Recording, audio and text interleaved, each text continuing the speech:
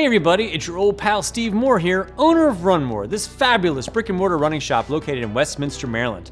Today we're going to be talking about the all-new Brooks Glycerin 22 that's coming out in February of 2025.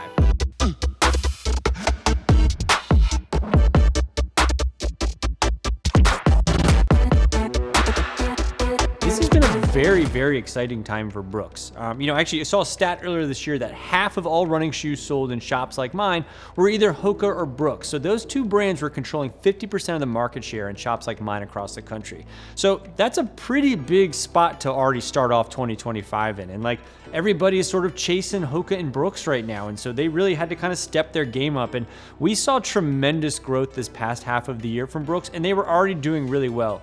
New version 24 of the Adrenaline has been spectacular. The Glycerin Max, if you haven't tried that, has been spectacular as well. Part of the reasons why is some really nice midsole updates that they've had, and the Glycerin 22 falls right in line with that. So if you've been a Glycerin fan for a long time, if you're somebody who's gone back from the old school Glycerins, this was always their high cushion, max cushion, neutral shoe. It was at the time, years ago, this was as high as you can get from Brooks if you're looking for a long distance trainer.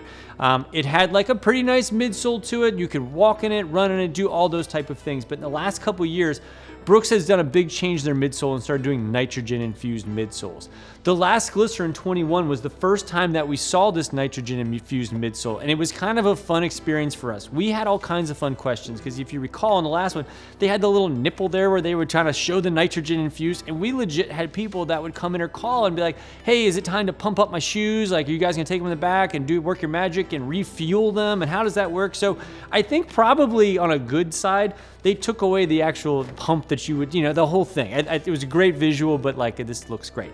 The DNA 2 midsole as well, which is different from the last version, it's the tuned. So it's got different density levels throughout it to give a little more soft landing and a little more of a poppy feel when you're toeing off to it. So this shoe now has a lot more runability to it. And I think, that was one thing that they've been trying to keep true is some of the shoes that they've come down the line has sort of become more of a walking shoe, more of a traditional shoe. And not to call out any shoes out there, but a lot of brands' shoes in these categories have stayed very flat. We have some shoes behind my wall that version to version, you're just not seeing a lot of imagination. And we've seen Brooks really, I think, sort of spearheading some of the changes that we're seeing in the industry. And the Glycerin 22 is, I think, going to be another big step in a brand, in a shoe that has a lot of great steps coming along the line. I'm also going to say one thing that I very much like about this shoe. The price is staying the same. They've added 10 millimeters of cushion to this shoe. We went from a 28 to a 38 millimeter shoe. So we've added tons of cushion to this shoe. A little bit of weight going on the men's side from 9.8 ounces to 10 ounces. It's still a 10 millimeter drop shoe. So some of the things have gotten better, but the price at $160 has stayed the same.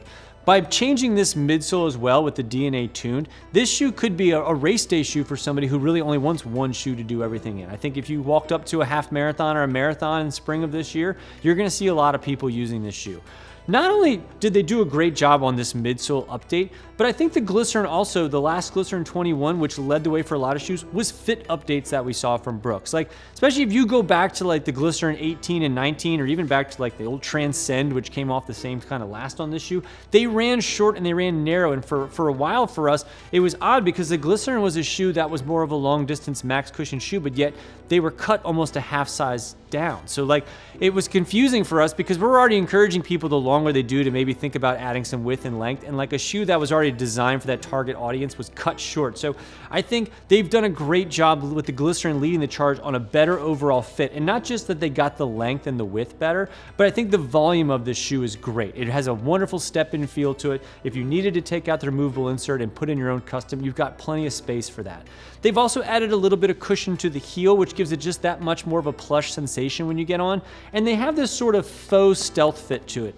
They do make this shoe in versions that are stealth and non-stealth, and the stealth version is one that's a little more squishy around here, but this is what I would call a faux stealth fit. You can see it has a traditional heel collar in it, and then aesthetically they have that little stealthy, band around the side of it. It's kind of nice. It looks cool. I've already gotten compliments from my kids on my pair, which is rare because they pretty much joan on everything I'm wearing, but they really like the look of this shoe, and I would say stylish wise, I'm getting thumbs up on it as well. So I think there's a lot of great positive things that we're going to see from the Glycerin 22 coming in 2025 that are going to make people happy. The only really negative things that I can find on this shoe, which are kind of far and far between, I think it's going to be a hot shoe. They changed the upper a little bit. I felt the predecessor was a little more breathable. So if you're somebody who gets like super swamp foot, just keep that in mind. In addition of the padding through here and the upper material, it just might be a little bit more of a, not as breathable as we want to be.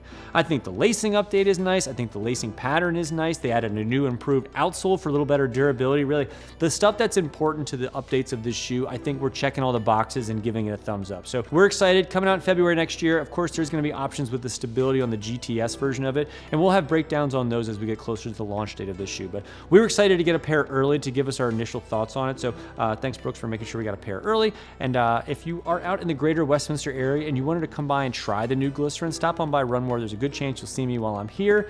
And hey, if you wanted to pick up some of our new merch, and why wouldn't you shop and support local, we'll have a link down below, and you can pick up one of our awesome new sweatshirts or some of our new tops that we have out there. Happy running, happy new year, all that good jazz, and as always, we'll see you around town.